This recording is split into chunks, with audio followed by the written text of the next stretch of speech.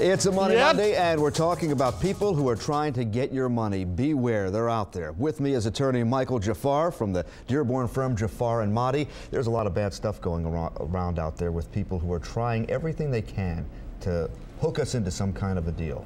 You know, it's unbelievable. You think that in tough economic times, economic times like we're seeing now, that scams would kind of go down in volume. But you know, there's so many scams out there tailored towards people who are running out of money as opposed to people who have a lot of money. And I see a lot more scams these days for people that are in debt problems or have some sort of an insolvency.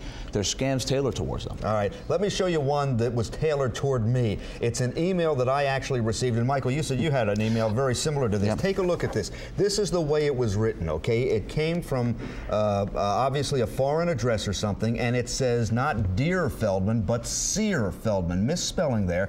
And it says, please kindly view attachment for your message regarding late Dr. Kevin Feldman's estate. Couple of things. I don't have a relative named Dr. Kevin Feldman, but it would appear here, one might infer that, hey, maybe I do have a lost long relative somewhere who was a real high-paid doctor, and he's got money for me. And they wanted me to hook an attachment up there and get back to them. The second thing is that there was a misspelling. First of all, on the misspellings, that's a key to tell us that something's wrong. Well, look, the best thing you possibly probably did was not open that attachment. The key things to look for in a scam are misspellings, people making up information that's too good to be true, and people promising to give you money for no reason.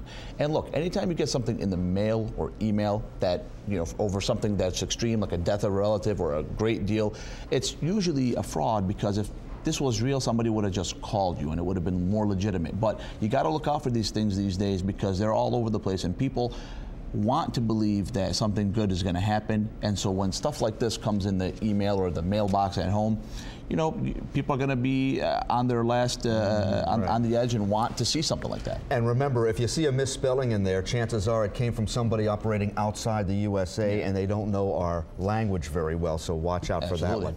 Now, a lot of people in metropolitan Detroit, and really all over the country, are having trouble paying their bills right now.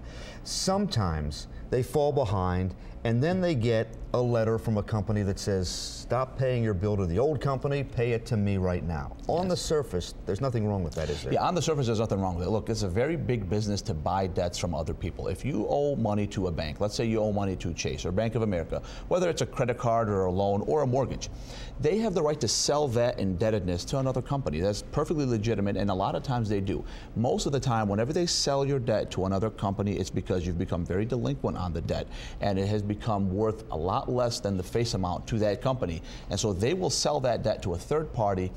And here's why they usually do that. Now, I'm not an executive, obviously, at a bank, and I can't tell you specifically why they do it, but most of the times it's because they sell it to somebody who is better at collecting on those debts in certain areas. So there's companies, without mentioning any names, that are better at collecting in certain areas than a bank. So for example, Chase Bank doesn't specialize in collection efforts in Metro Detroit, but there's companies that do. And so those companies will go out, they'll buy debts in that locality because they are really good at coming after you for that debt. So you really do owe that money? Yes, you absolutely owe that money. If it's a debt that you owed legitimately to the lender that you took the loan from, and that lender sells it, and you get a notice, and you want to verify it. When you get a notice that says, we are now your new creditor, make your payments, you have to verify it, because you'll get a letter. You have to get something in writing saying, we have purchased your debt, you are now indebted to us, please mail all payments to this address, you now owe us this money. Verify it. As long as it checks out, then it's a perfectly legitimate deal, and now you have somebody new that you owe money to.